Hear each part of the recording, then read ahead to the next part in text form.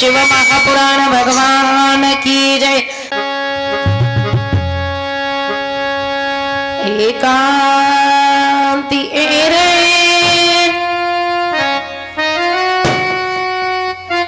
गुरुराज स्वामी चैतन्य रूपी शिव सौख्य नामे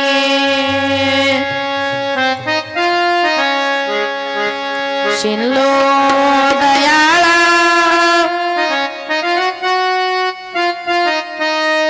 बहुसाल भरे तुझ मी हे शंभो मज को तारी तुझ मी हे शंभो मज को तारी।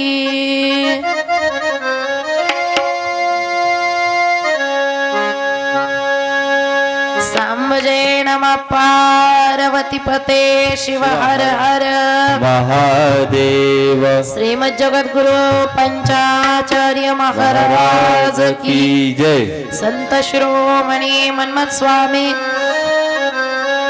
पंचलिंगेश्वर भगवान की जय। शिव महापुराण भगवान की जय। रोकड़ेश्वरी माता की जय। हर हर महादेव। हर हर महादेव। हर हर महादेव। ओम नमः शिवाय ओम नमः शिवाय ओम नमः शिवाय बोला ओम नमः शिवाय ओम नमः शिवाय। ओम नमः शिवाय। ओम नमः शिवाय बोला ओम नमः शिवाय। ओम नमः शिवाय ओम नमः शिवाय ओम नमः शिवाय बोला ओम नमः शिवाय ओम नमः शिवाय। ओम नमः शिवाय। ओम नमः शिवाय बोला ओम नमः शिवाय। ओम नमः शिवाय ओम नमः शिवाय ओम नमः शिवाय बोला ओम नमः शिवाय ओम नमः शिवाय बोला ओम नमः शिवाय। ओम नमः शिवाय बोला ओम नमः शिवाय। ओम नमः शिवाय ओम नमः शिवाय। ओम नमः शिवाय ओम नमः शिवाय। ओम नमः शिवाय ओम नमः शिवाय ओम नमः शिवाय बोला ओम नमः शिवाय ओम नमः शिवाय। ओम नमः शिवाय। ओम नमः शिवाय बोला ओम नमः शिवाय। ओम नमः शिवाय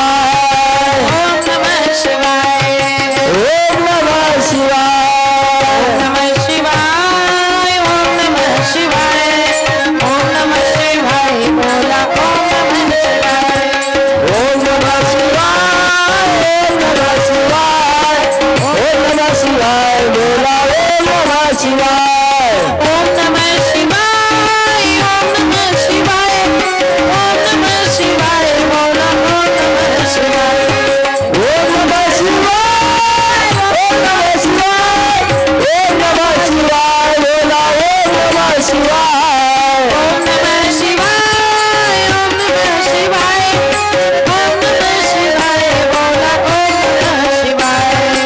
नमः शिवाय। ओम नमः शिवाय। ओम नमः शिवाय बोला ओम नमः शिवाय। ओम नमः शिवाय ओम नमः शिवाय ओम नमः शिवाय बोला ओम नमः शिवाय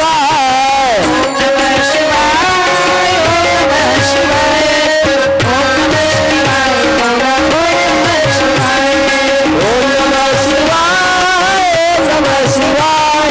ओम नमः शिवाय बोला ओम नमः शिवाय। ओम नमः शिवाय ओम नमः शिवाय। ओम नमः शिवाय ओम नमः शिवाय। ओम नमः शिवाय ओम नमः शिवाय। हरे हरे महादेव। पंचलिंगेश्वर भगवान की जय। शिव महापुराण भगवान की जय। शिंचा आवाज द्या थोडा। सौराष्ट्र सोमनाथांच्या श्रीशैल्य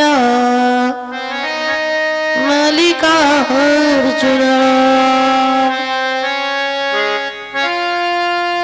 उज्जैन्याति महाकाल ओंकार ममलेश्वर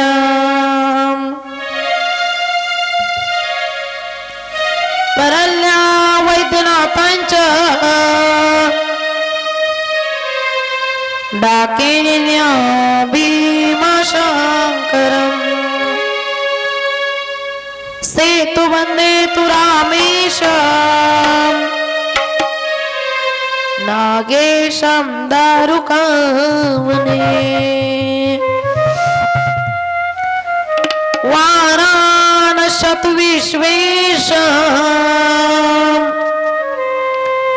त्र्यम्बकं गौतमे तटे हिमालये तु केदारम् ग्रीष्णेच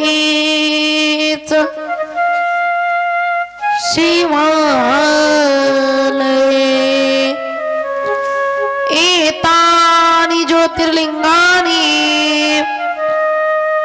सायं प्रातः पठे नरः सप्तजन्म कृतं पापम् स्मरणेन विनश्यति स्मरणेन विनश्यति सांब जय नमः पार्वती पते शिव हर हर महादेव. अनंत कोटी ब्रह्मांड नाही अखिल ब्रह्मांडाचा नायक आशुतोष भगवान शिव परमात्मा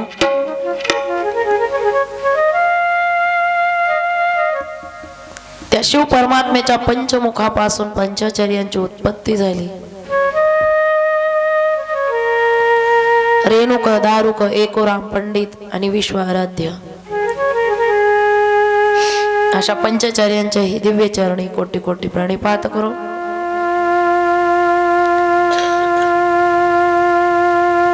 सद्गुरु राष्ट्रसंत सद्गुरु शिवलिंग शिवाचार्य परमपूज्य गुरुमौली रेवणसिद्ध शिवाचार्य परमपूज्य गुरुमौली विरूपाक्ष शिवाचार्य परमपूज्य गुरुमौली पंचलिंगेश्वर भगवंत आणि सुंदर असं शिवमहापुराण कथेचं नियोजन केलेल्या आदिशक्ती आदिमाया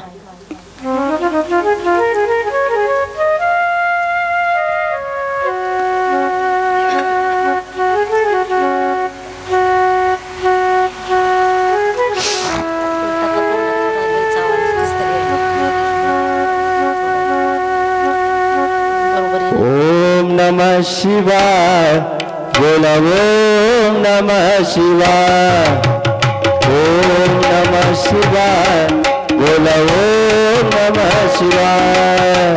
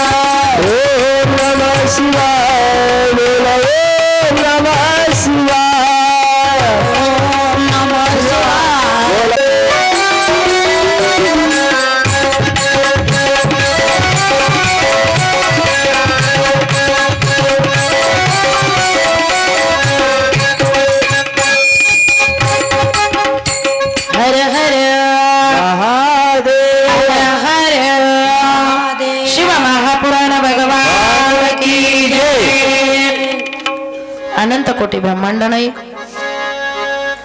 आशुतोष अशा भगवान शिवशंभूच्या दिव्य चरणी कोटी कोटी प्रणिपात करून सर्व संतांच्या सर्व गुरुवर्यांच्या चरणी नतमस्तक होऊन माझ्या पती परमेश्वराच्याही चरणी नतमस्तक होऊन ज्यांनी मला जन्म दिला असे माझे आई वडील माझे सासू-सासरे यांच्याही चरणी नतमस्तक होऊन या देहाचे गुरु श्री गुरु रेवणसिद्ध शिवाचार्य बाबांच्याही चरणी नतमस्तक होऊन व्यासपीठावर सुंदर असं गायन करणारे आमचे शिवानंद अप्पा सलगिरे, त्याचबरोबर हरी नाही फक्त ओम महाराज कीर्तनामध्ये तुम्ही पूर्ण पोशाखामध्ये येता, कथेमध्ये काय अडचण आहे तुम्हाला? कथा व्यासपीठ नाही का? असं नाही बसायचं, उद्यापासून व्यवस्थितच बसायचं, जेणेकरून की शूटिंग मध्ये बघणाऱ्या माणसाला तुमच्याकडे बघून आनंद वाटला पाहिजे, तुमचा चेहरा बघताच म्हणायला पाहिजे ते तबला कोण वाजवत होतो असं म्हणलं पाहिजे. त्यामुळं आपण बसताना कुठं बसतो आणि बसत असताना कसं बसतो ह्या दोन गोष्टी लक्षात. त्यांच्या हृदयामधील शिवाला कोटी कोटी प्रणिपात करून या ठिकाणी बाप्पा सुद्धा दररोज आनंदाने टाळ घेऊन बसतात. बाप्पा तुमच्याही हृदयामधील शिवाला कोटी कोटी प्रणिपात करून माझ्या माता भगिनी आदिशक्ती आदिमाया ज्या अगदी प्रेमानं इतक्या उत्साहानं स्वागत करतात, काय सांगायचं तुम्हाला, कुठली एनर्जी असेल. कालपासून खोटं बोलत नाही, उभाही टाकण्याची ताकद नाही, पण तुम्हाला बघितलं की पूर्ण आजारच राहून जातो. तुम्ही माझे डॉक्टर आहेत, माझे डॉक्टर जर कोण असतील तर तुम्ही. तुमच्याकडे बघितलं की सगळं राहून जातं. कारण अर्धा आजार कुठं होतो तर डॉक्टरांना बघून जातो, तसं तुम्ही डॉक्टर आहेत, तुम्हाला बघितलं की देव कुठं राहतो, भक्ताच्या मेळ्यामध्ये. मला तर वाटलं आवाजच निघतंय का नाही, की खूपच डोकं दुखू लागलं, पण तुम्हाला बघितलं की राहून गेलं, काहीच नाही. पंचलिंगेश्वराची कृपा. सुंदर अशी शिव महापुराण कथा आणि ही कथा आता 4थ्या दिवसामध्ये प्रारंभ होत आहे. सुंदर योग आहे, तिसरं वर्ष 4था दिवस. आणि या 4थ्या दिवशीची कथा काल आपण पार्थिव लिंग पूजा करून घेतली. तुम्हाला काय जाणवलं मला माहिती नाही, पण मला मात्र देव जाणवला हे 100% खरं.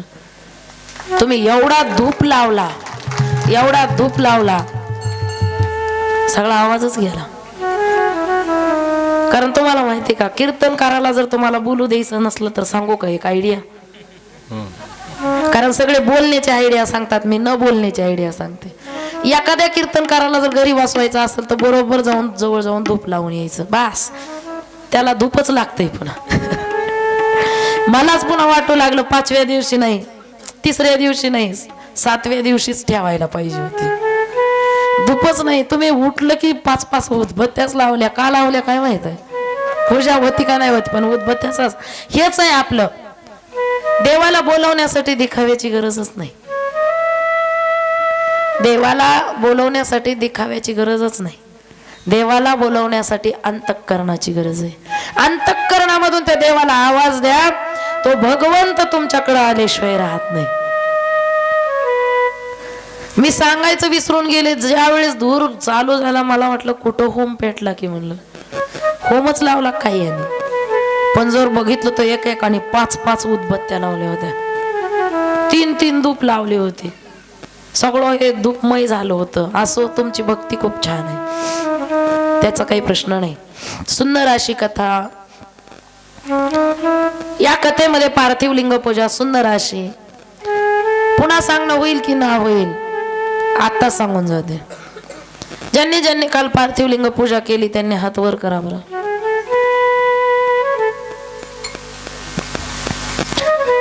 आता कोणी कोणी विसर्जन केला त्यांनी हात वर करा. पार्थिव लिंग ज्यावेळेला विसर्जन करायचा त्यावेळेला दही भाताचा नैवेद्य दाखवायचा आणि तो पार्थिव लिंग अशा ठिकाणी ठेवायचा ज्या ठिकाणी लात लागली नाही पाहिजे, ज्या ठिकाणी आता पंचवटी 5 वृक्षाची पूजा अतिशय महत्वाची आहे, अतिशय महत्वाची 5 वृक्षाची पूजा, ज्यामध्ये पहिल्यांदा येतं बिल्व वृक्ष. या बिल्व वृक्षाखाली खाली तुम्ही ठेवा शिवलिंग किंवा न ठेवा, पण शिवलिंगाचा मुळातच किंवा या शिव परमात्म्याचा त्या बिल्व वृक्षाच्या मुळ्यामध्ये वास असतो, वास असतो त्याच्यामध्ये. मग तुम्ही तिथं ठेवला काय ना ठेवला काय, म्हणून बिल्व वृक्षाला कधीही लात लागली नाही पाहिजे, म्हणून दारामध्ये बिल्व वृक्ष लावत नाहीत. आपल्याला सवय असते आपलं स्नान झालं की नाही झालं आपल्याला काही माहिती नाही, पण आपण उठलं की फुलं तोडायला जातो, स्नानही करत नाही. म्हणून दारामध्ये बिल्व वृक्ष नसलं पाहिजे, त्याची पावित्र्यता आपल्याला पाळणं होत नाही. आणि बिल्व वृक्ष जर काय असेल तर साक्षात शिव आहे,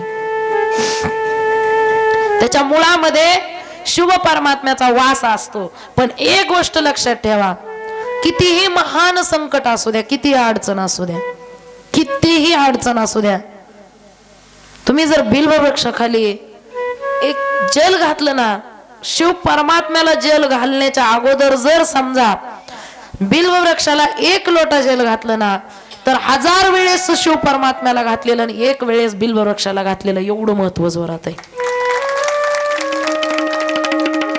त्या बिल्व वृक्षाला 1 लोटा जल घालणं म्हणजे त्या मुळ्या ज्या असतात ना, त्या मुळ्यामध्ये शिव परमात्म्याचा वास असतो. आणि ज्या वेळेला तुम्ही सोमवार, शिवरात्र, प्रदोष दिवशी, प्रदोष काळामध्ये, प्रदोष काळ नेमकं कधी असतो, प्रदोष काळ कधी असतो नेमकं 6:25 पासून 7:25 पर्यंत एक चांदणी निघते बघा कधी पण. आणि त्या काळामध्ये किंवा 6ला कधी, आता हे हिवाळ्याचे दिवस असले तर 6ला 15 मिनिटं कमी असताना 5:45 एक चांदणी निघते. आणि ज्या वेळेला एक चांदणी निघाली, मन्मथ माऊलींनी परम रहस्यामध्ये सांगितले, जेव्हा एक चांदणी निघते ना तेव्हा तो प्रदोष काळ सुरू होतो. आणि त्या प्रदोष काळामध्ये आपल्या दरवाजेच्या बाहेर आणि बिल्व वृक्षाखाली जर दिवा लावला तर बिल्व वृक्षाखाली दिवा लावल्यानंतर आपल्या अनंत अडचणी पूर्ण होतात. आणि दारात जर दिवा लावला तर त्यावेळेला लक्ष्मी माता दारात येऊन थांबलेल्या असतात. मग आपल्या पायातले पायतन, त्याच्यामध्ये वाईट शक्ती जे कुठं नाही तिथं फिरून आलेले असतात, ज्याला नाही त्याला त्याचा स्पर्श झालेला असतो. आणि ते जर पायतन दारामध्ये असेल तर लक्ष्मी माता वापस जातात, तिथून थांबत नाहीत. तिथं जिथं वाईट शक्ती आहे तिथं लक्ष्मी माता थांबत नाहीत. मग ज्या वेळेला तुम्ही ते पायातले पायतन बाजूला करून त्या ठिकाणी जर दिवा लावला दारामध्ये तर लक्ष्मी अखंड आपल्या घरामध्ये राहत असते. हे बिल्व वृक्ष आहे, ज्याला आपण पिंपळ म्हणतो. हे पिंपळ साध्या गोष्टीमध्ये घेऊ नका. हे पिंपळाचं झाड जे आहे ना 36 रोगावर चालतं. 36 रोगावर एक पान जरी खाल्लं ना कवळं पिंपळाचं तर महिलांचे 36 रोग बरे होतात. कधी बघत जा जरा थोडस आयुर्वेदिक पण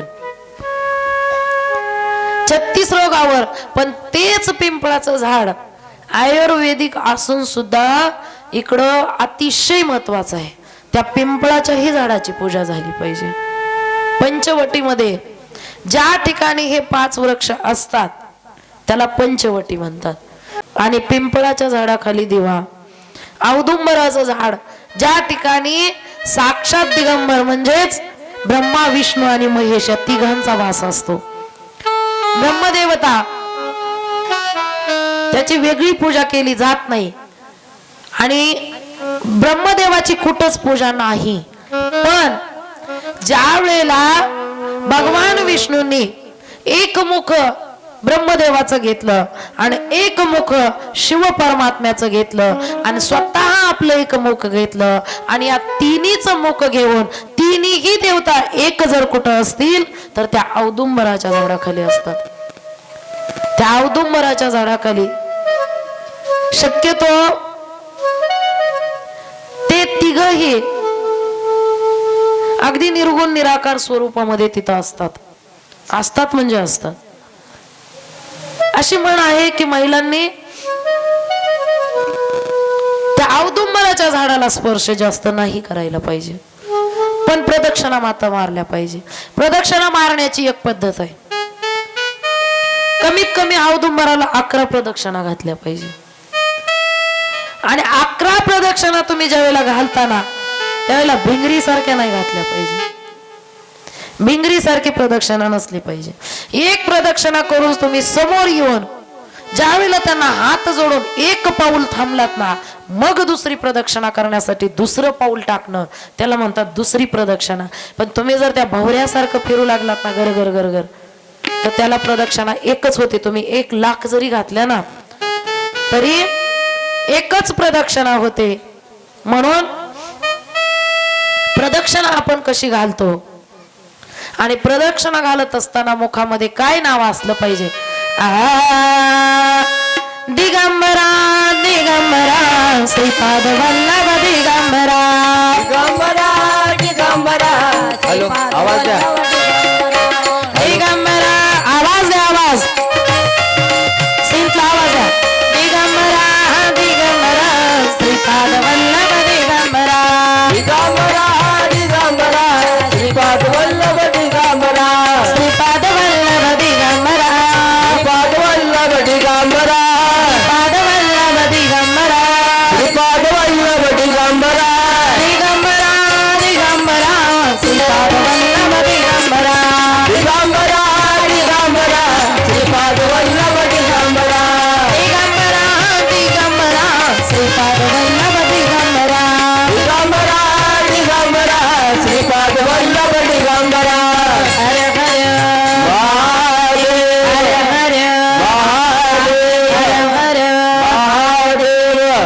तिसरा आहे वटवृक्ष. चौथं वटवृक्ष आहे. या वटवृक्षाची पूजा सावित्री मातेने स्वतःच्या पतीचा प्राण जाऊ लागला आणि प्राण जात असताना देवाला सांगितलं, देवा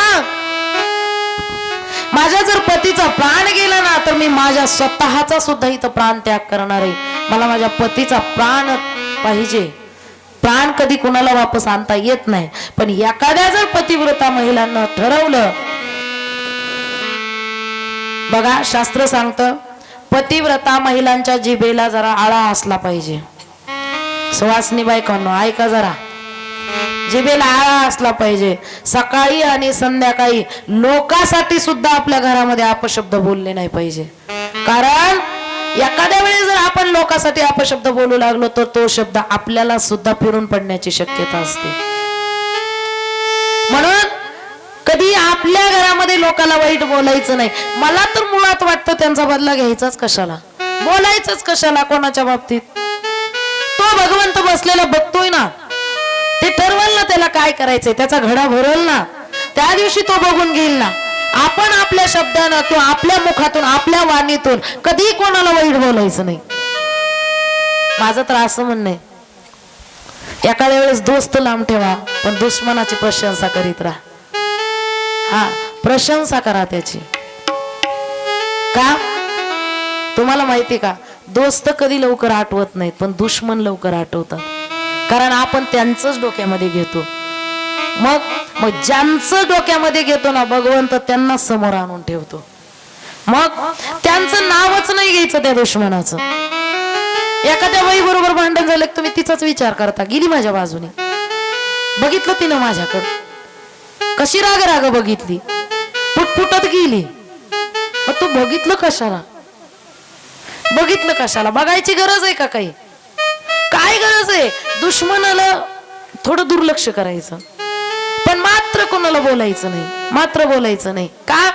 आपण जर बोललो तर आपलं पाप जागृत होतं. मग तो पंचलिंगेश्वर काय काम करतो? तेच तर काम आहे ना त्याचं काही वेगळं काम आहे का? जे त्याचे बघतायत ना त्याचं संरक्षण करणं त्याचं काम आहे. फक्त योग्य वेळ येण्याची वाट आहे, काही उपयोग नाही. म्हणून आपल्या घरामध्ये दुसऱ्याला सुद्धा अपशब्द बोलून आपल्या घरातली शांतता भंग करू नका. आपल्या घरामध्ये शांतता ठेवा, सुखी समाधानी राहा, काही गरज नाही.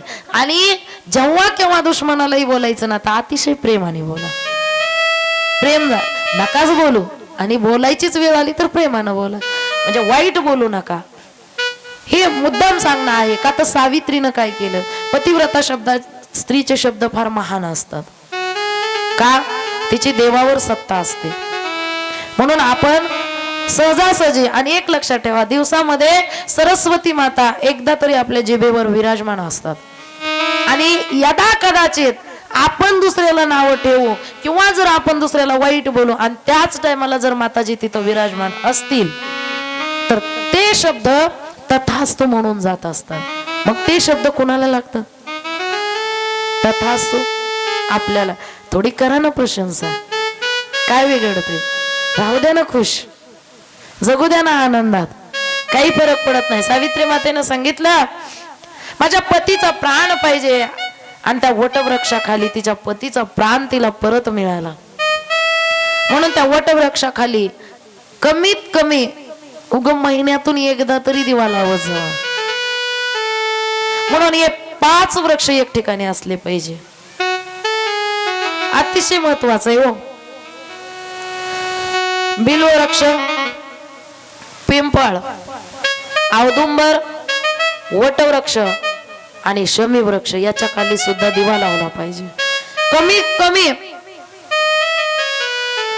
एखाद्याला वाटतं ना माझं लेकरू आता अभ्यास करत नाही, थोडं कमी बुद्धिबळाने आहे किंवा थोडी अडचण येते, तुम्ही दर चतुर्थीला,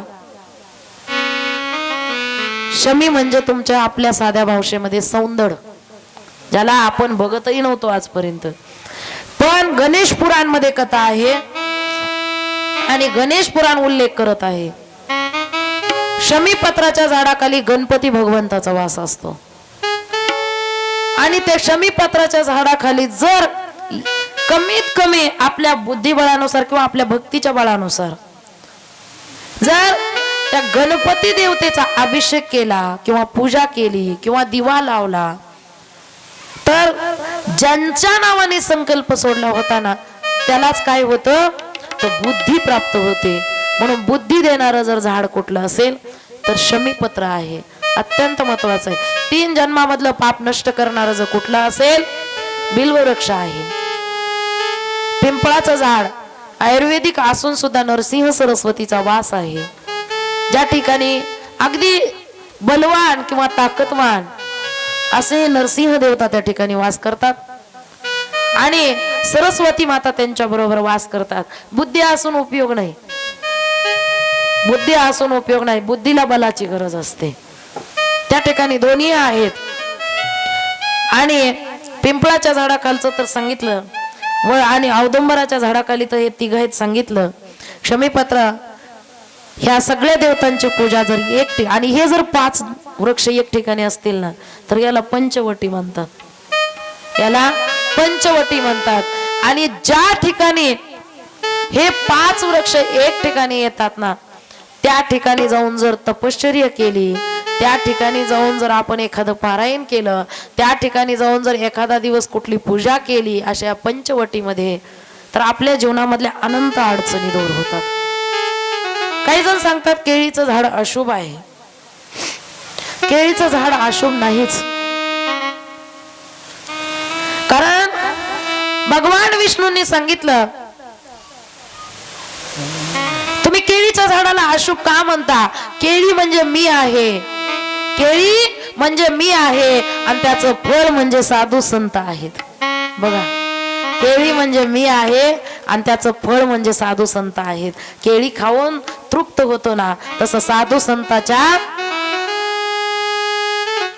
संताच्या वाणीतून त्यांच्या दर्शनाने काय होतं, अनंत अडचणी दूर होतात. म्हणून खूप असं सुंदर पद्धतीमध्ये या पंचवटीचं वर्णन केलेलं आहे. मग अशा ठिकाणी पार्थिव लिंग तुम्ही या 5 ठिकाणी तुम्हाला नाही मिळत बिल्ववृक्ष, राहू द्या, पिंपळाच्या झाडाखाली ठेवा. नाही मिळत औदुंबराच्या झाडाखाली ठेवा, नाही मिळत शमीच्या झाडाखाली ठेवा, कशाच्याही झाडाखाली ठेवा, पण मात्र असं कुठं पाय लागल किंवा ज्याच्यामध्ये काल आपण शिव महापुराण कथेमध्ये भाव प्रगट केला होता तो इकडं तिकडं पडता कामा नये. म्हणून प्रत्येकाने याची अगदी अतिशय श्रद्धेने आणि भावभक्तीने काळजी घेतली पाहिजे बरं का. हेच सांगायचं. पार्थिव लिंग पूजा सुंदर अशा स्वरूपामध्ये झालेली आहे आणि ही पूजा कोण करत होतं तर सती माता करत होत्या. सती मातेने पार्थिव लिंगाची पूजा केली. काय शिकवायचं आपल्या मुलीला यावरून तो विषय होता. काय शिकवलं पाहिजे आपल्या मुलीला, काय शिकवलं पाहिजे. फक्त कपडे धुव भांडे घास हेच नाही, हे नाही, याच बरोबर संस्काराची अत्यंत गरज आहे. आणि तसं संस्कार अक्सिनी राणी आपल्या मुलीला देत होती. हळूहळू सती माता मोठ्या होऊ लागल्या आणि जशा काही सती माता मोठ्या झाल्या ना, सती माता शिवाची पूजा करत करत करत करत देवाशी संवाद सगळ्याचा होत नसतो. देवाशी संवाद सगळ्याचा होत नसतो आणि ज्याचा देवाशी संवाद झाला ना त्याला इतराच्या संवादाचं काहीच वाटत नाही. देवाशी संवाद करायला पाहिजे, देवावर भाव असला पाहिजे. देवही बोलतो, फक्त आपण भक्तीनं बोललं पाहिजे. सुख कुणाला सांगावं महाराज? देवालाच. आणि दुःखही कुणाला सांगावं? देवालाच. सुख देवाला सांगावं, दुःख देवाला सांगावं, आहे की नाही? तस आणि एकदा का समजा देवाला जर आपण बोलू लागलो आणि देवाशी जर आपला संवाद वाढला तर आपली भक्ती मात्र इतक्या पुढे जाते ना की आपल्याला दुसऱ्याला दुःख सांगायची गरज पडत नाही, फक्त मात्र त्याच्याशीच बोलत राहायचं. सती माता तसंच करू लागल्या ना, त्या शिव परमात्म्याला आवाज देऊ लागल्या. नाव तुझे घेऊनी, नाव तुझे घेऊनी परड पडली ओटाला. नाव तुझे घेऊनी, नाव तुझे घेऊनी परड पडली ओटाला. मरून पुन्हा जन्म घ्यावा गुरुच्या पोटाला, मरून पुन्हा जन्म घ्यावा गुरुच्या संतुला, मरून पुन्हा जन्म घ्यावा गुरुच्या संतुला. नाव तुझं घेऊन पडलं कोरडोटाला, नाव तुझं घेऊन पडलं कोरडोटाला, कोरडोटाला. म्हणून पुन्हा जन्म घ्यावा गुरुच्या पोटाला, म्हणून पुन्हा जन्म घ्यावा गुरुच्या पोटाला, म्हणून पुन्हा जन्म घ्यावा गुरुच्या पोटाला. किती जरी दुनियामध्ये झाली तुझी वामा, शेवटाला करावा लागतो गुरुचाच धावा, गुरुचाच धावा. किती जरी दुनियामध्ये झाली तुझी वाह,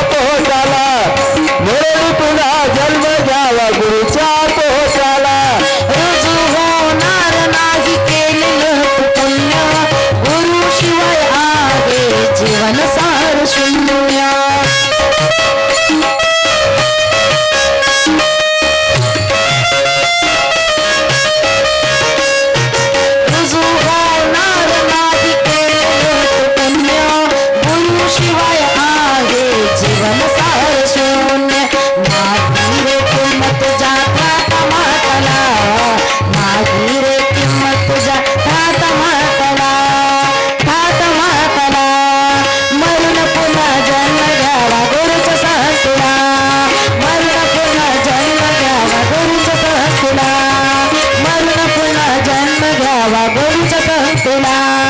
नाव तुझं घेऊन पडेल कोरडे होताला, नाव तुझं घेऊन पडेल कोरडे होताला, कोरडे होताला.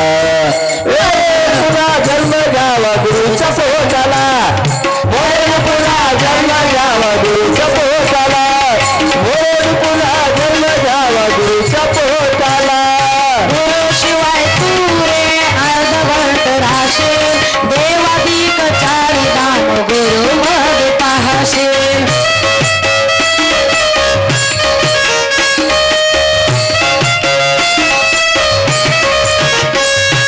गुरुशिवाय तू रे अर्धवट राहशील, देवाधिक चारी धाम गुरु मध्ये पाहशील.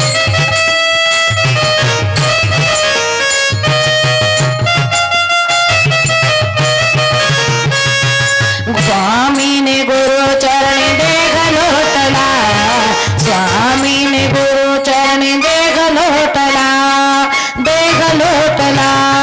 मरण पुन्हा जन्म घ्यावा गुरुच्या संगतीला, मरण पुन्हा जन्म घ्यावा गुरुच्या संगतीला, मरण पुन्हा जन्म घ्यावा गुरुच्या संगतीला.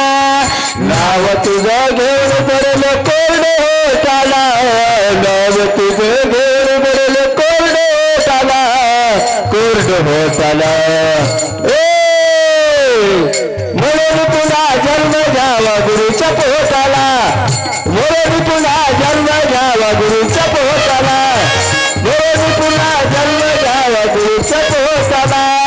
नाव तुझे घेऊन पडली कोरड होताना, नाव तुझे घेऊन पडली कोरड होताना, कोरड होताना. मरून पुन्हा जन्म घ्यावा गुरुच्या पोटाला, मरून पुन्हा जन्म घ्यावा गुरुच्या पोटाला, मरून पुन्हा जन्म घ्यावा गुरुच्या पोटाला.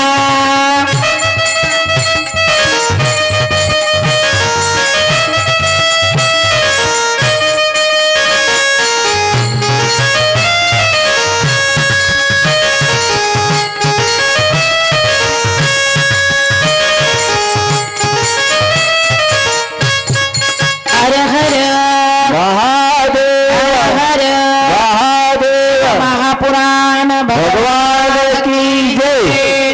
विचार करा, काय केलं पाहिजे काय केलं नाही पाहिजे. सती मातेनं काय केलं नाही, त्या शिव परमात्म्याची पूजा केली, पूजा करून त्या शिव परमात्म्याशिवाय मला लग्न करायचं नाही. दक्ष राजा म्हणजे पूर्ण प्रजेचा प्रजापती होता बाई. सती कोणाला पसंत केलीस तो? अगं काय आहे त्याच्याकडं, त्या जोगड्याकडं काय माय? आमच्या माईशिवाय काही कळत नाही जावाई कोणाला. तबलेला आ माईशिवाय कोणाला जावाई कळत नाही. आता पुरुष लोकांना जावाई कळत नाही, आता फक्त आमच्या माता भगिनीला जावाई कळतो. कसा असला पाहिजे? हिप्पी कटवाला असला पाहिजे, गोरा पान असला पाहिजे, दररोज एकदा मुलीला काठीनं बडवलं पाहिजे, दररोज मुतारीच्या कडेला लोळत पडला पाहिजे. तुम्हाला माहिती का, एका बापाने एका मुलीला लग्न करून दिलं. माईनं सांगितलं, हो काय करायचं त्या घराला, शेतीला, त्याच्या आई वडिलाला नको, मला मुलगा देखना पाहिजे. आमच्या शेजारणीचा जावाई ना त्याच्यापेक्षा माझा देव देखना पाहिजे. जावाई कसा पाहिजे? गोरा पान, सुंदर उगा, ही पिकटवाला. बाई अगं माझ्याकडे कलर नव्हता, भलं माझं टक्कल असेल, पण काय तुला संसारात कमी पडू दिलं का? ते म्हणले बळच काढलंय तुमच्या बरोबर. बघा, नाही म्हणले मला जावाई चांगलाच पाहिजे. ठीक आहे, पाहिजे ना जावाई चांगला, ठीक आहे म्हणला. जावाई बघितला माय, कोणी येणच बघितला. कथा आहे बाई, हा कंडिशन आहे, आत्ता काल परवाची घटना आहे. जावाई बघितला, मी कथा बंद करून टाकली. आता उगत दृष्टांत कुठलेही द्यायचे बंद करून टाकले. आता गरज आहे चालू घडीची.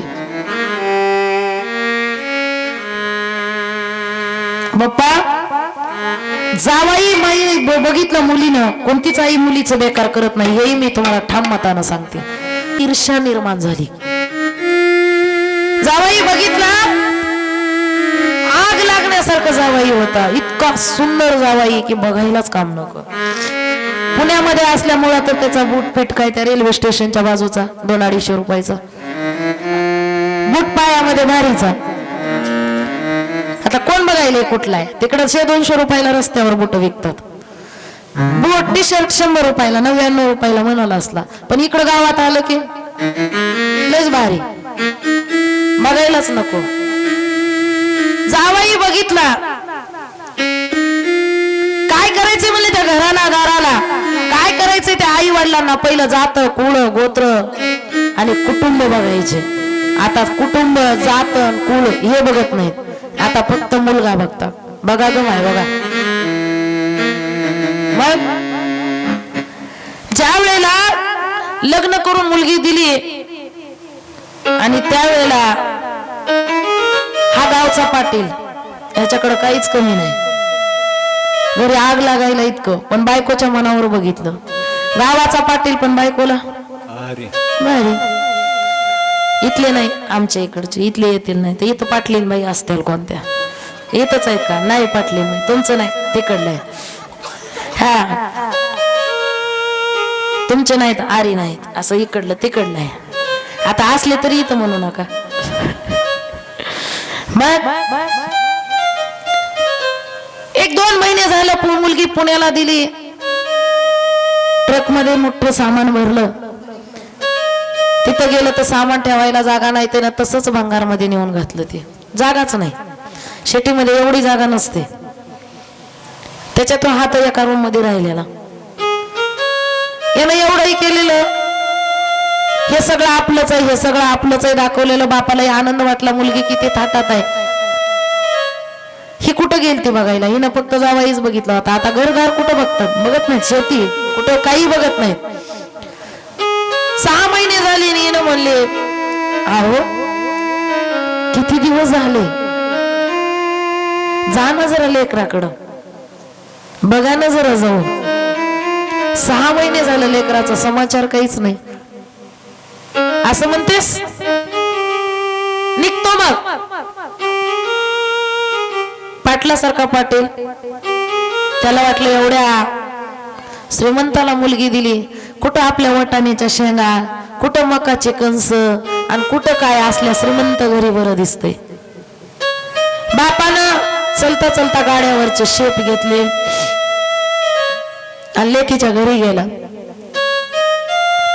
जसं काही लेकीच्या घरी गेला, अचानक बाप आलेला बघून तिनं फसा फसा तोंडाला पावडर लावलं, तोंडाला पावडर फासली आणि बाबा या ना, हसत मुखानं म्हणली, बाळ कुठे तुझं राजवाडा, ते किरायानं दिले आणि आम्ही इथं राहतो, तेवढं मला पुसणं होत नाही ना, आणि ही माझी खूप काळजी करतात. अरे असं कसं काय, एखादी बाई लावायची, लावली असती ना बाबा, पण मला काही काम आहे. मीच म्हंटलंय, कुठलीच मुलगी आपल्या बापाला कधीच घराणं सांगत नाही. बाबा मी सांगितले एखादी मुलगी नको, बाई नको लावायची, मीच सांगितलंय. बाबा तुम्ही एकच काम करा ना, तुम्हाला काय करू जेवायला. बाळा बापाच्या पोटामध्ये काय चर्र करत असेल, आता काय सांगायचं तुम्हाला. बाळा जे असेल ते वाढ ना. घरात गेले, असायला तरी पाहिजे होतं ना, असायला पाहिजे होतं ना. बाबा नाही नाही, तुम्हाला असं कसं, आम्ही नाही का 3-4 भाज्या करतो आणि या नाही भाज्या मला तुम्हाला द्यायच्या, मला तुमच्यासाठी काहीतरी वेगळं करायचंय. बाळ माझ्यासाठी काय वेगळं करणार आहेस तू, तू जे खाती ना त्यातलाच मला तुकडा दे, मला जास्त काही नको. कुठे जावाई बापू ते सांग, कुठे जावाई, कुठे जावाई, तिलाच पत्ता माहिती नव्हता. नाही येतील ना, आता येतील. जशी काही तिनं बापाला आता काहीतरी द्यावं खाली वाकली की पाठीवर वळ दिसले. बाळ काय झालं होतं, काय नाही बाबा, काल कपडे वाळू घालण्यासाठी वर गेले आणि शिडी वरून खाली पडले ना, त्या शिडीच्या पट्ट्या माझ्या पाठीवर उमटल्या. एवढं अशा हो बाबा, नाहीतर हे खूपच छान आहे. तो माझ्या आईची पसंत काय अशी तशी असणार आहे का? तिनं माझ्यासाठी कल्याणच केलं असेल ना. सर्व काही माझं चांगलं आहे बाबा. काय करती मग?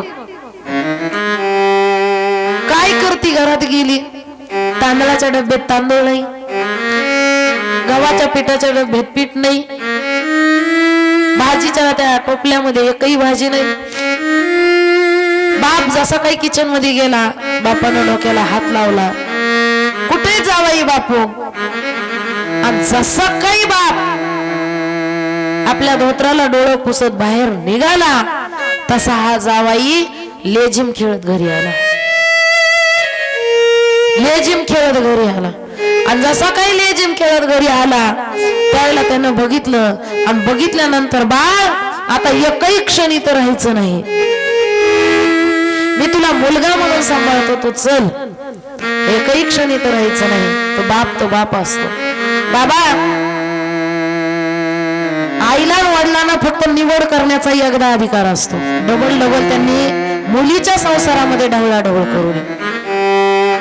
हे माझं नशीब आहे. आता तुम्ही माझ्या घरात बोलायचं नाही. फक्त माझ्या आईला एवढं सांगा की ती 4 व्हीलर शिवाय फिरत नाही. फक्त माझ्या आईला एवढं सांगा, काजू बदाम शिवाय ती खात नाही. फक्त माझ्या आईला एवढं सांगा, पैठण्याशिवाय ती साड्या घालत नाही. का? तिला दुःख वाटायला नको बाबा. तिची पसंत चुकली, तिला दुःख वाटायला नको. जसा बाप निघाला, बाप म्हणला आता बायकोला काय तोंड दाखवायचं. गावासारखा पाटील, माझ्या घरी 1000 किती, माझ्या घरी रोजचे 10 नौकर आणि 5-6 भिकारी सहल जेवून जातात. आज माझं लेकरू तुकड्यासाठी मोतात आहे. बापानं विचार केला, काय करायचं, काय करायचं आता. बापाला सहन झालं नाही. बाप ज्यावेळी पुण्यावरून बसला ना, आडरानामध्ये उतरला आणि जोरजोरात टळटळा वरडायला सुरू केलं बापानं. आणि ओरडायला सुरू करून ज्यावेळेला डोक्यावर हाणून घेतलं, त्याच वेळेला बापाला झटका आला आणि बापा जागेवर निघून गेला. जागेवर बाप निघून गेला. एवढी भयान परिस्थिती, खोट सांगत नाही. मलाही मुलगी, तुम्हालाही मुलगी. पुन्हा किती जरी देवाला जल वाहिलं तुम्ही, एकदा डाव फसला ना फसला, पुन्हा काही विचार नाही. आताच्या चालू दुनियेमध्ये काही बघू नका. फक्त आपल्या लेकराचा आनंद बघा. शेती आहे तरच मुलगा चांगला आहे असं म्हणू नका. घर आहे तरच मुलगा चांगला आहे असं म्हणू नका. नोकरी आहे तरच मुलगा चांगला आहे असं म्हणू नका. तुमच्या मनावर बघू नका. कारण 100% माझ्या माता भगिनीनं इतक्या मध्ये करू लागल्यात ना, इतक्या मध्ये करू लागल्यात. भयान परिस्थिती झाली. काय कळतं तुम्हाला? गावाच्या बाहेरचं काय कळतंय? काय कळतंय आपल्याला बाहेरचं?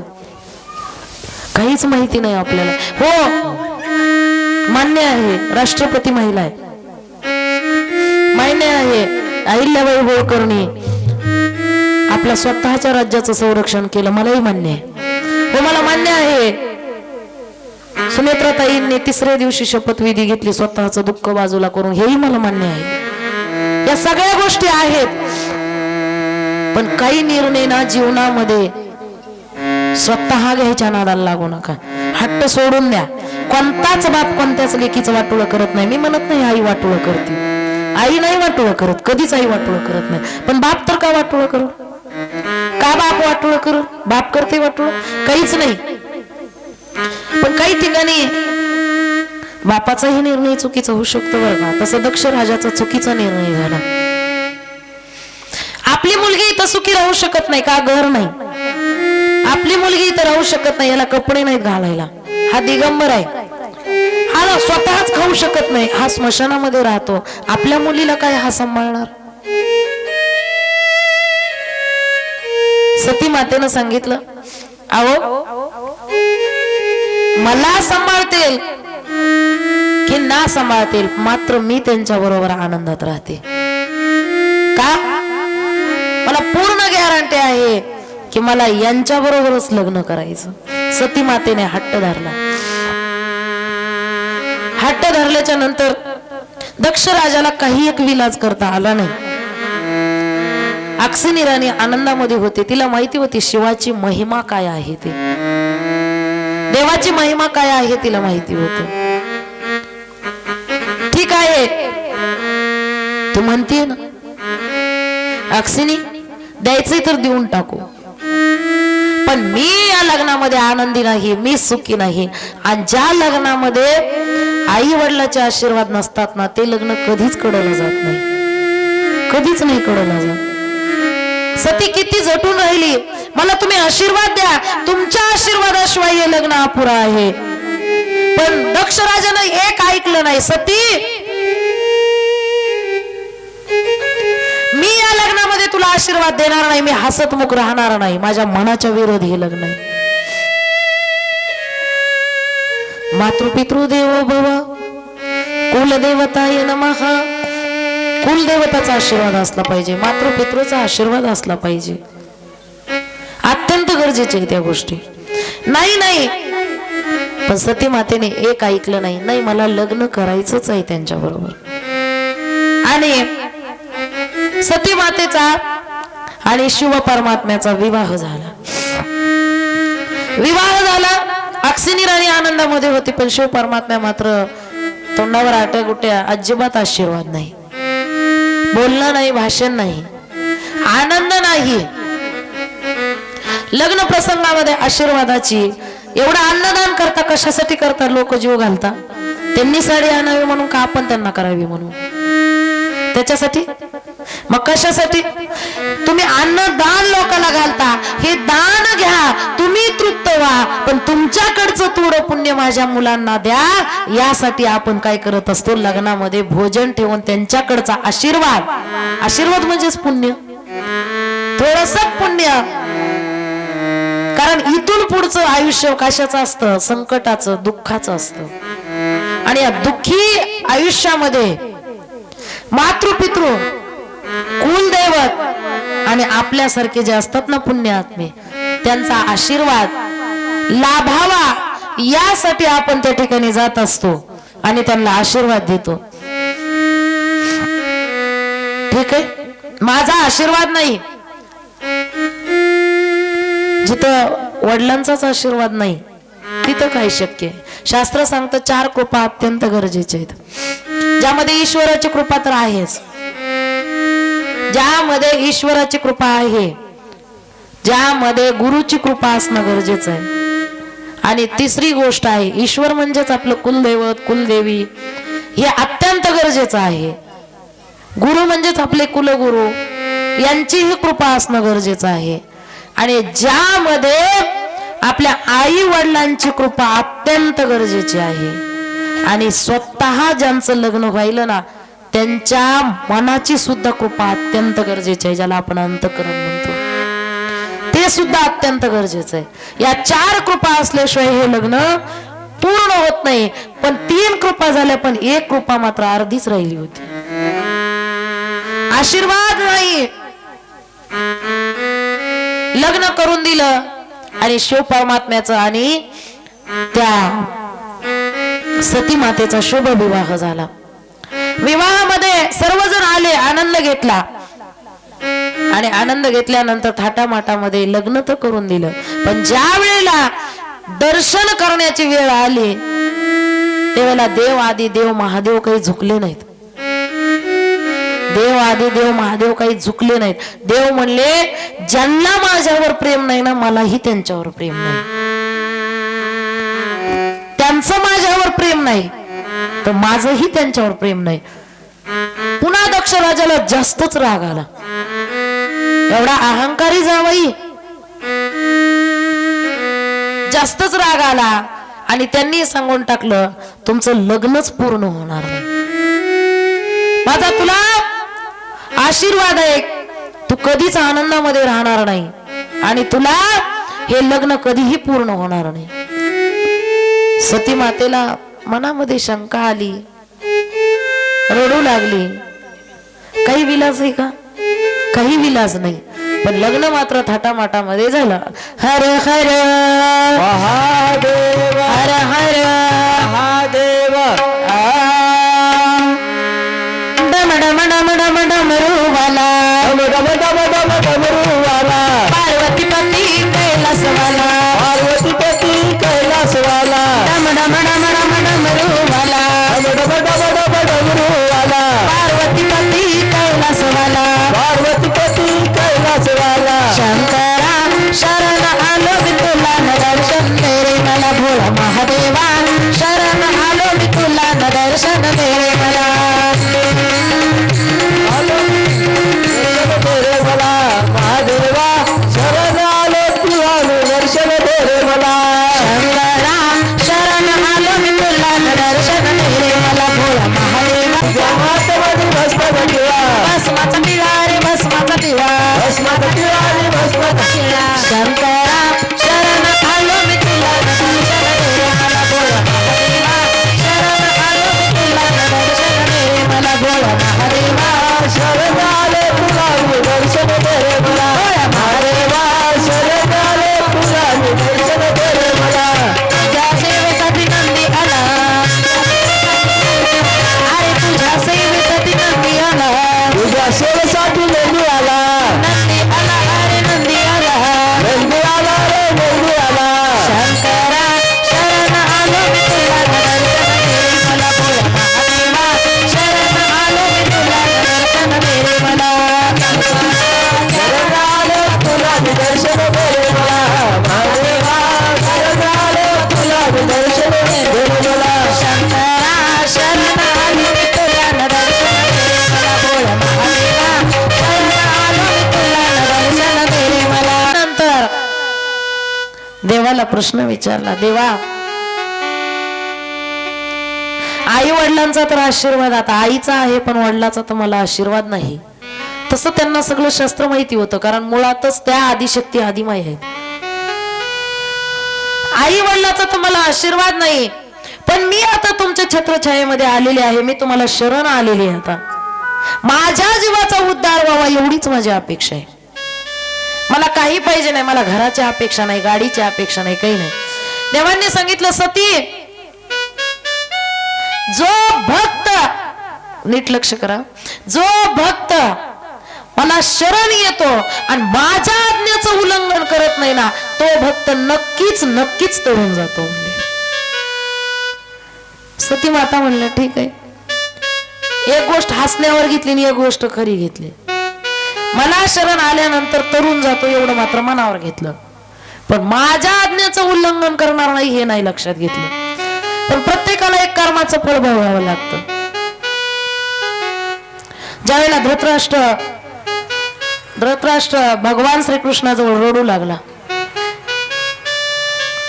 देवा अख्ख्या एवढ्या दुनियेमध्ये मीच मिळालतो का तुम्हाला? मीच मिळालतो अन्याय करण्यासाठी? दुसरीची नव्हती का डोळे काढून घ्यायला जमत? माझच तुम्हाला जमलं का? काय अडचण होती देवा? तुम्हाला देव म्हणायचं मला नको वाटायला म्हणले. धृतराष्ट्र प्रश्न केला.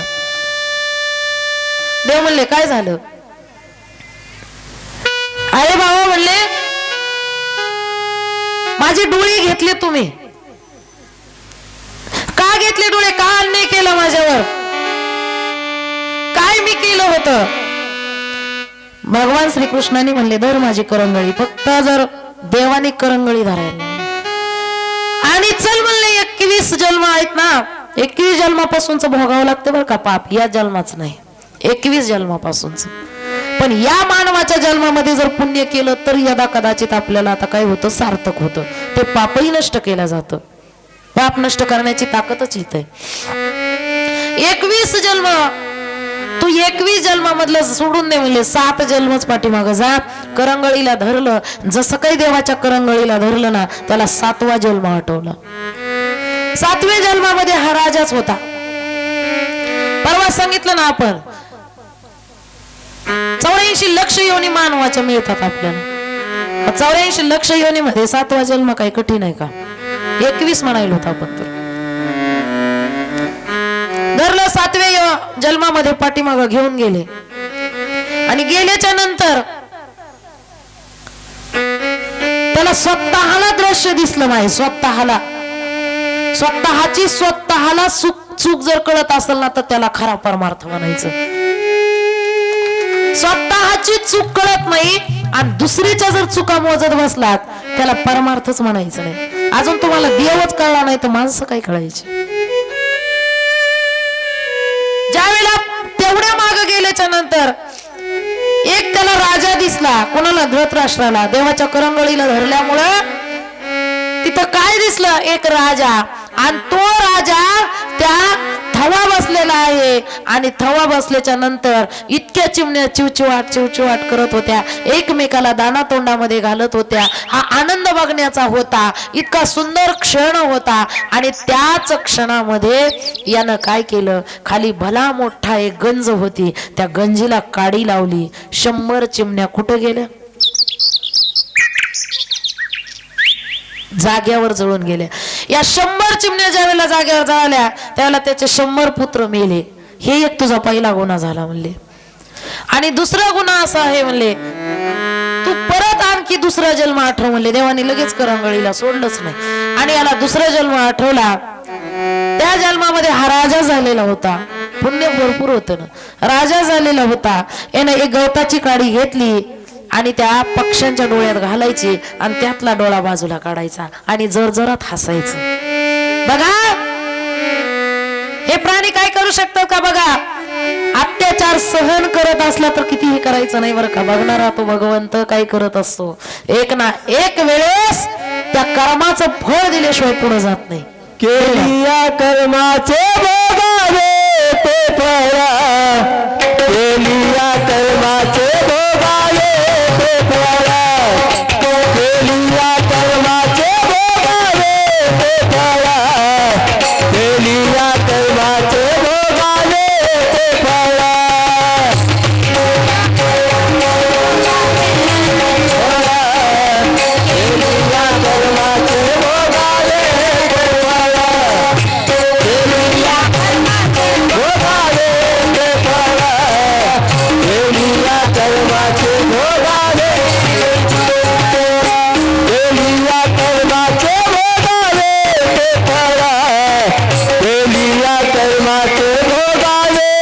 फळ, केलिया कर्माचे भोगावे ते फळ, केलिया कर्माचे भोगावे ते फळ.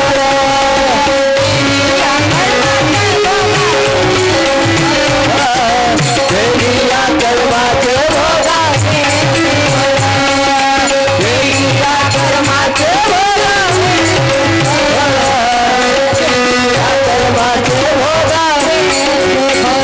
पाप धडे पुण्य सुख, पाप धडे पुण्य सुख, पाप धडे पुण्य सुख, केलिया कर्माचे भोगावे ते फळ, केलिया कर्माचे भोगावे ते फळ, केलिया कर्माचे भोगावे ते फळ, केलिया कर्माचे भोगावे ते फळ.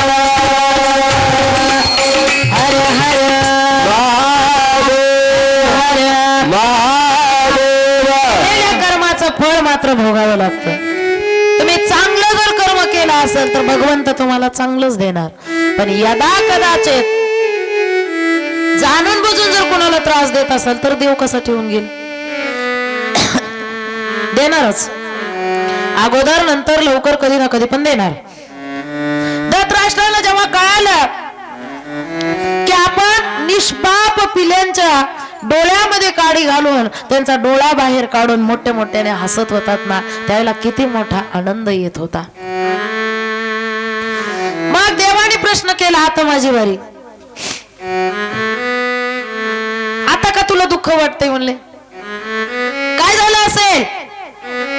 मान ना सुख म्हणले. आता ज्यावेळेला स्वतःवर आल्यावर वाईट वाटतं. अरे हे किती जन्मानंतर झाले, 7 जन्मानंतर तुला फेडावं लागलं. विचार करा, 7 जन्म का होईना पण केलेलं कर्म मात्र फेडावंच लागतंय, सुटतच नाही. तुझा दुसरा प्रश्न होता ना, 100 मुलं जळाली का? तुझे 100 मुलं मरून पडले असतील. एक तर पहिली गोष्ट पुत्र मोहामध्ये तर झालंच, पण दुसरी गोष्ट आहे तुझं त्यावेळेलाही त्या जन्मामधलं कर्म. 100 पिल्यांचा थवा बसलेला होता, त्या एकमेकामध्ये आनंद घेत होत्या आणि त्यावेळेला त्या 100 पिल्यांना तू जाळून मारलंस. तुझे यावेळेला 100 पुत्र मेले, तुला वाईट वाटायची काय गरज आहे? तेही कुणाचे तरी काही असतीलच ना. म्हणून दुःख यातना देत असताना विचार करायचं, असल आपल्या हिशोबात तर ठीक म्हणायचं, नसेल तर पुढं सोडून जायचं, काही घेणं देणं नाही. ते कसं आहे बघायचं नाही, आपण कसं आहे बघायचं. ते काय करतात बघायचं नाही, आपण काय करायचं बघायचं. आणि शक्यतो माझा तर एक विचार असतो, असल आपल्या हिशोबाचं ठीक आहे, आपल्या हिशोबाचं नसलं तरी तुलाही जग मोठं मलाही जग मोठं. तू तुझं बघन मी माझं बघते. कशाला नको दुश्मनी, कोणासोबत नको. कधीही जन्मात कोणाबरोबर दुश्मनी घेतली नाही पाहिजे. सती मातेनं सांगितलं, अरे बाबा मी तुम्हाला शरण आले. सती माता शिव परमात्म्या बरोबर आनंदात राहत होत्या. राहत असताना सती मातेने सहज प्रश्न केला, हो देवा सारखं राम राम राम राम राम राम का म्हणता? काय देवाचं नाव घेता सारखं? कित्येक पत्न्या असतात. देव एखादा नवरा कीर्तनामध्ये मृदंग वाजवणारा असला ना, तुम्हाला आमचं जीवन सुखी वाटतं का? थोडं येऊ का आमच्याकडच? कसे का नटाव करले बघा, यांचं काय असेल नेमकं? तुम्हाला आमचं जीवन सुखी वाटतं का? विचारा शिवा बोला. त्यांची बायको गोड बोलते का घरी गेली? बोलत नाही. घरी आलं का नारळ घेऊन बोंबलून घ्या. आता इथं बोंबलाय गेलत का? बरापार मारतय, बघ तुझा पप्या बाप आला का तिकडे जाऊन. आणि दे आला असलं तर पाणी तर लांब राहिलं, चहा तर त्याच्या पुढची गोष्ट आहे, आणि ते गरम भाजीन पिजी तर लईच लांबचा खेळ आहे. काय करायचंय त्याच्यावर? विचित्र आहे. आमचं तर काही आहे त्याच्या पुढचं असतं. सांगून येते आपलं आहे, बरं आहे आपलं, उगा झाकून ठेवलेलं. झाकलेली मूठ 1.25 लाखाची असते.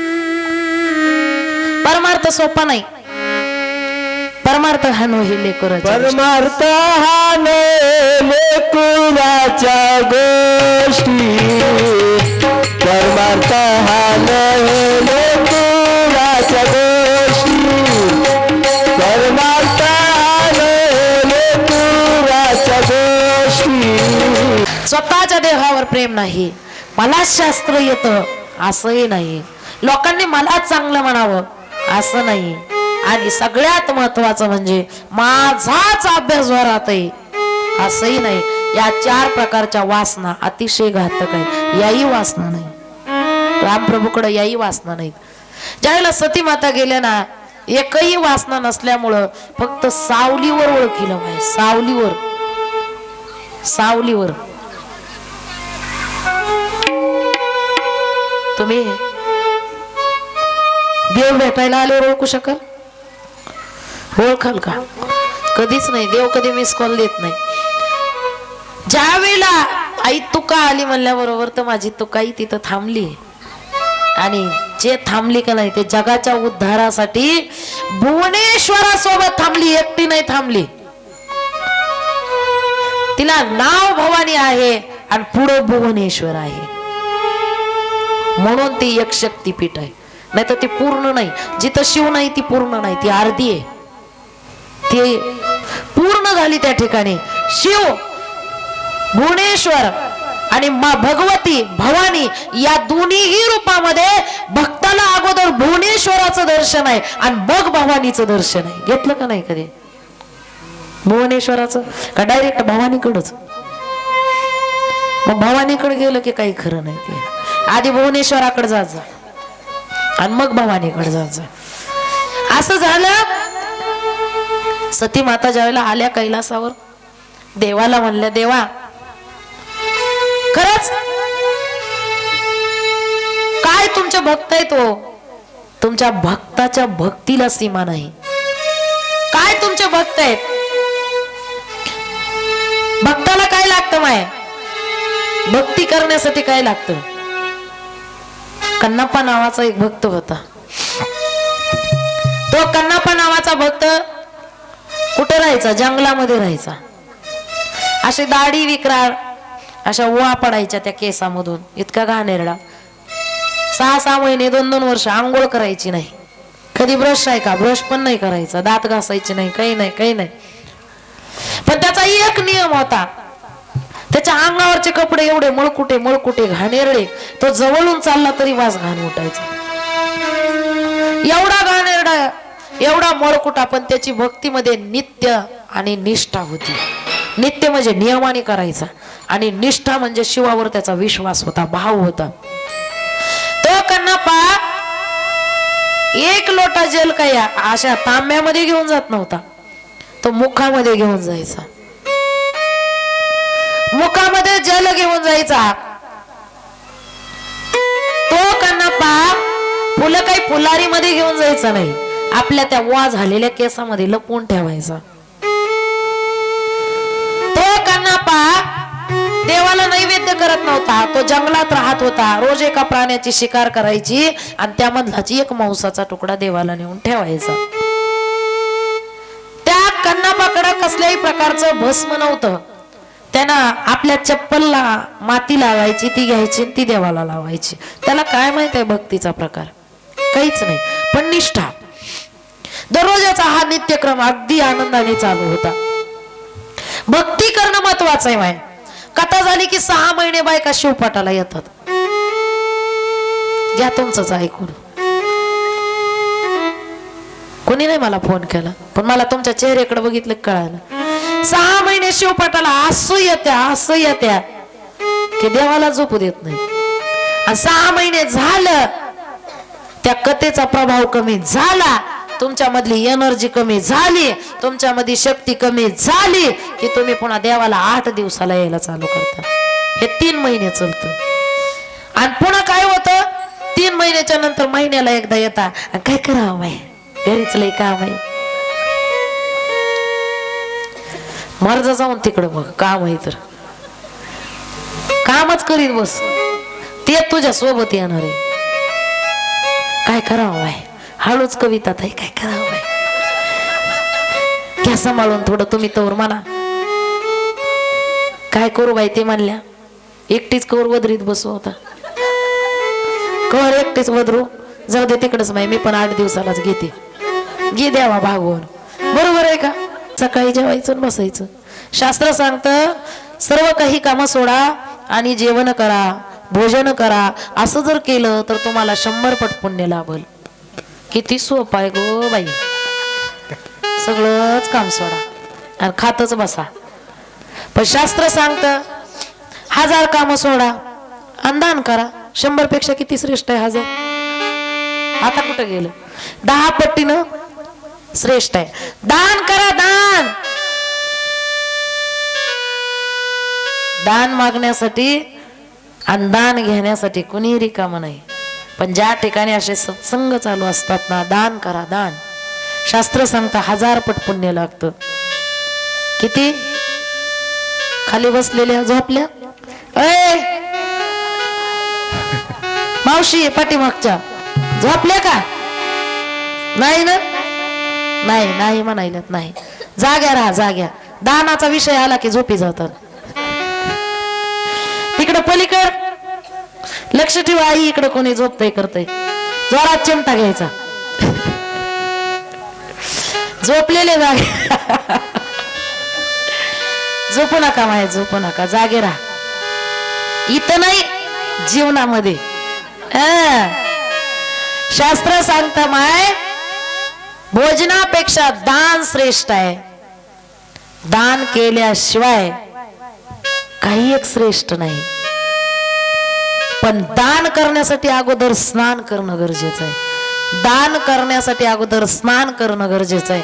शास्त्रामध्ये सांगितलं स्त्रिया पवित्र असाव्या सदा, भवी स्पर्श करू नये कदा, जरी असेल संसारी आपदा तरी स्वधर्मनिष्ठा सांडू नये. हिंदू संस्कृती सांगते की स्नान केल्याशिवाय दानाला महत्व नाही. मग दान याच्यापेक्षा श्रेष्ठ स्नान आहे. स्नान केल्याशिवाय दानही करायचं नाही आणि स्नान केल्याशिवाय घरामध्ये प्रसादही बनवायचा नाही. नाहीतर उशीर व्हायला म्हणून जर तसंच कराल तर घरामध्ये अलक्ष्मीचा वास होत असतो. म्हणून शास्त्र सांगतं 10,000 पटीनं त्याचं फळ आहे. पण शास्त्र सांगतं जसं भोजनानं 100 पट पुण्य मिळतं, दानानं 1000 पट मिळतं, स्नानानं मिळतं 10,000, पण 1,00,000 पट जर मिळत असेल पुण्य कशानं, तर भगवंताचं निष्काम नाम घेण्यानं. घेताना घेताना नशिबाचे पर्वत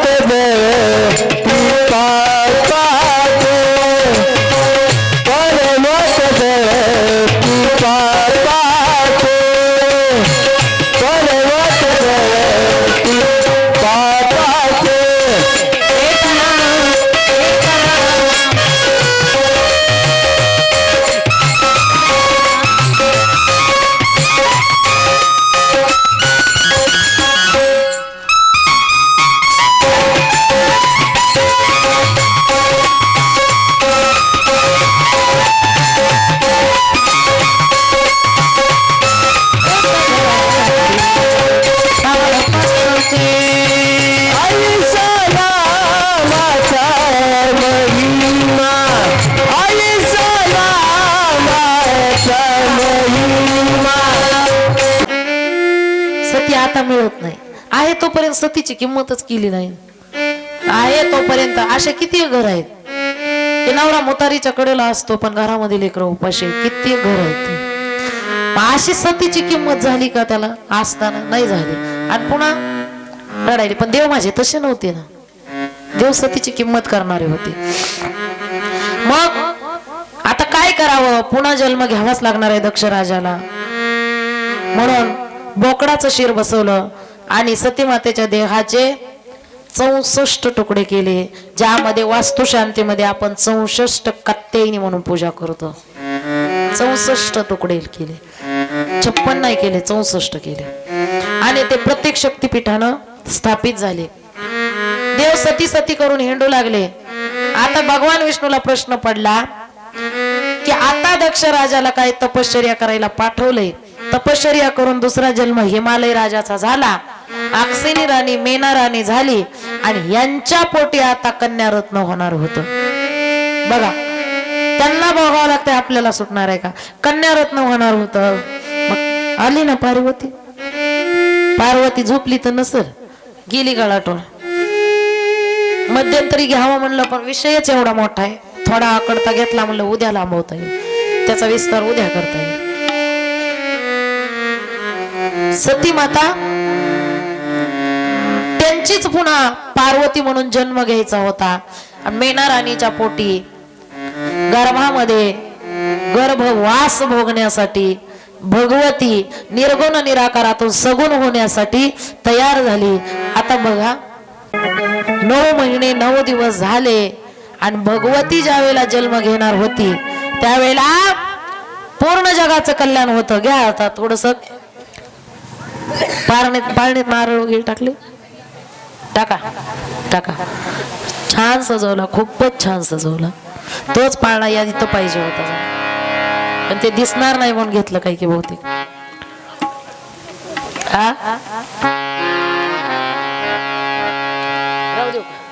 नाही या इकडे घ्यायला पाहिजे होतं. राहू द्या, थोडा पुढे घ्या फक्त, ते दिसत नाही, खूप साईडला चाललंय.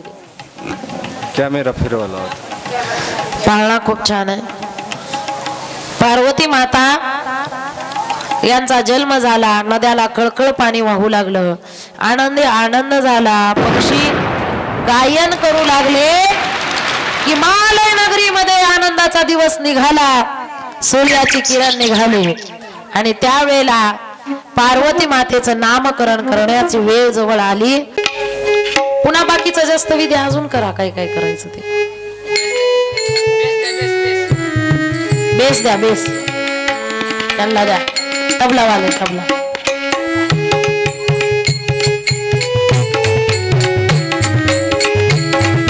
क्या बात है.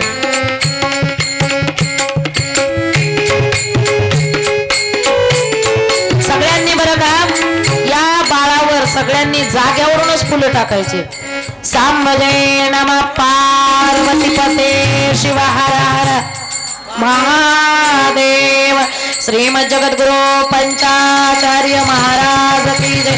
संत श्रोमणी मनमत स्वामी महाराज की जय. पंचलिंगेश्वर भगवान की जय. कुंडलिकावर देव हरि विठ्ठल श्री ज्ञानदेव